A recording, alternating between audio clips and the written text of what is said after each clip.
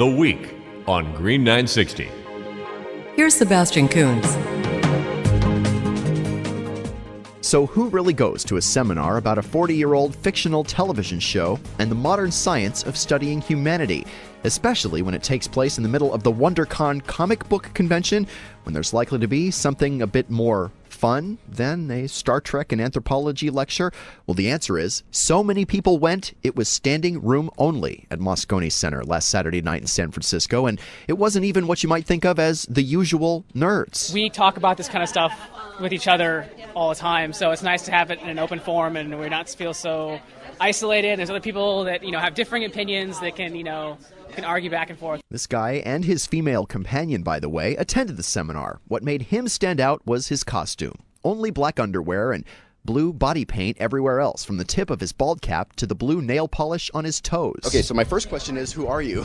I'm Dr. Manhattan, and she's the Silk Spectre from The Watchmen, the graphic novel and film. The Watchmen film, in fact, debuts in theaters over this weekend, so that makes this very timely, but it takes all kinds, even humans, for instance. Chelsea Cooper is from Santa Rosa, but she's currently a senior at UCLA, writing her thesis on the very topic of Star Trek and science. I was actually in my introductory sociology course, and I was reading Emil Durkheim, and I was really sick of it because it was school and I was tired, and so I was flipping through the channels, and I found this documentary on the History Channel called Star Trek Beyond the Final Frontier.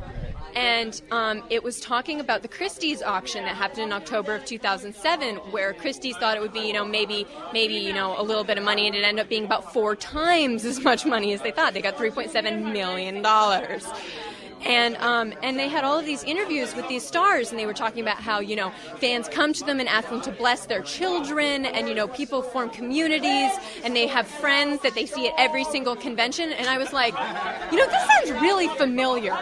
And so I approached my professor, and luckily he was a Trekkie too, and he let me write my project on it for the functionalism section of our class. And I wrote a 7-page paper, and I had so much more to say. So I submitted the topic, and now I'm writing about a 40 to 50-page thesis on it. And from her sociological perspective, Cooper says Star Trek has a uniquely positive forecast for where humanity's going. I think that America definitely does need it because of what we were talking about, that we don't have any positive views of the future. Anything involving technology is, the Terminator, Judgment Day, or, iRobot, where everything breaks loose when it was supposed to be good. And not only does Star Trek give us that highly optimistic view of the future, and the cool gadgets and toys, by the way, but it also continues to challenge us culturally. The first interracial kiss was on Star Trek. He really pushed some boundaries, and it was very reflective of the culture at the time. Civil rights movement was happening, it was starting, but that sort of thing. And then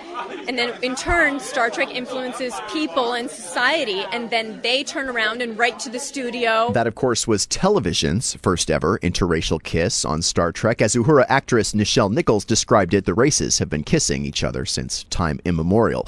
The girl dressed as the Silk Spectre says with a seminar like this and a new film coming out this summer, Star Trek entertains and educates as much as ever. I'm hoping that at the next convention that we go to, that there will be more Star Trek costumes with the new movie coming out, and with that series getting more breath breathed into it. Her real name is Kenyon Appleby, by the way, and her companion, the blue guy, Dr. Manhattan, portrayed by Bobby Martinez, sort of echoed an Obama campaign message. There's an intrinsic value in having hope for the future. Roddenberry tapped into it in the 60s, and he pushed it ahead. He kept, fighting it, breathed new life into the 80s, carried it through the 90s, and if there's any time we need hope more, is now. So the Moscone Center was in fact kind of geek central, with many of the participants freely admitting that, but it's the ultimate kind of a diversity acceptance. The example, when a girl in the audience accidentally had her lightsaber go off during the lecture, the very clearly defined Star Trek lecture, that is. Everyone was tolerant. Those Star Wars weapons, you see, just don't have a vibrate setting.